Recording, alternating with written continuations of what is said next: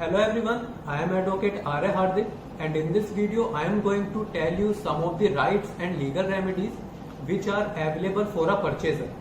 Means अगर suppose आपको कोई प्रॉपर्टी या कोई आर्टिकल खरीदना था जिसका कि आप लोग एडवांस मनी मीन्स की बयाना दे चुके थे, बट फॉर व्हाटसो एवर रीजन आप लोग उसका जो बाकी का पैसा था वो स्टिपुलेटेड टाइम पर नहीं दे पाए, तो जनरल प्रैक्टिस क्या होती है कि जो हमारा सेलर होता है मीन्स जो ऑनर था उस प्रॉपर्टी का, वो हमारा अर्नेस्ट मनी फॉरफीट कर लेता है। मीन्स वो हमारा पैसा जो हमने एज अ अर्नेस्ट मनी उसको दिया था वो हमको वापस नहीं देता है और बोलता है कि आपने हमारा कॉन्ट्रैक्ट ब्रीच किया है, आपने मीन्स वो आपको कोई ना कोई रीजन दे देता है, बट वो आपका पैसा आपको वापस नहीं करता है। So the question is what is the law, means हमारा लॉ क्या कहता है इस पर्टिकुलर केस पे। So the first question is the forfeit of money legal, means कि क्या जो सेलर है वो हमारा या परचेजर का पैसा फॉरफीट कर सकता है। Then the answer is yes.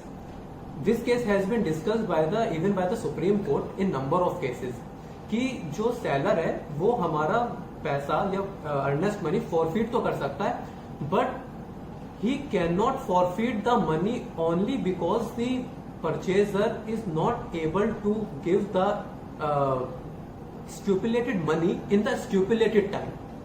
सिर्फ इसलिए नहीं कर सकता फॉरफीट कि जो परचेजर था वो उसको बाकी का बकाया पैसा उस दिए हुए टाइम में नहीं दे पाया है। So the question arises is when कि जो सेलर है वो परचेजर का पैसा कब फॉरफीट कर सकता है। See, this question has been discussed by the Supreme Court. See, अगर सेलर को कोई नुकसान होता है उस परचेजर के कॉन्ट्रैक्ट ब्रीच करने से, only then he may forfeit the money.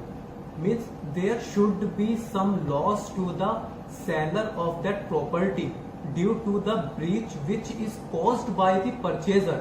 Only in that case he may forfeit the minimal amount as a compensation। सिर्फ एक मामूली रकम को वो रख सकता है as a compensation, otherwise he cannot forfeit the money। This case has been discussed by the Supreme Court. The name and the citations has been given in the description. So there may be the another point which may come in our mind कि अगर suppose हमने कोई ऐसा clause अपने agreement में डाला हो कि अगर कोई भी पार्टी ब्रीच करती है तो वो ऐसे हमारा पैसा फॉरफीट कर सकती है। सी, अगर आपने ऐसा कोई क्लॉज अपने कॉन्ट्रैक्ट में, रिटन कॉन्ट्रैक्ट में इवन आपने ऐसा कोई क्लॉज डाला भी है, even though the purchaser the seller cannot forfeit the money because we cannot obligate the party to fulfill any illegal demand।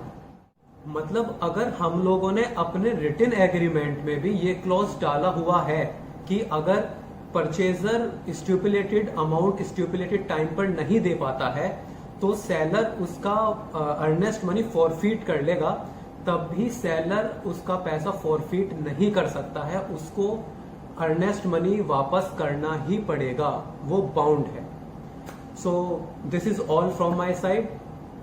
If you guys have any problem related to any point or need any clarification on any point, feel free to contact me.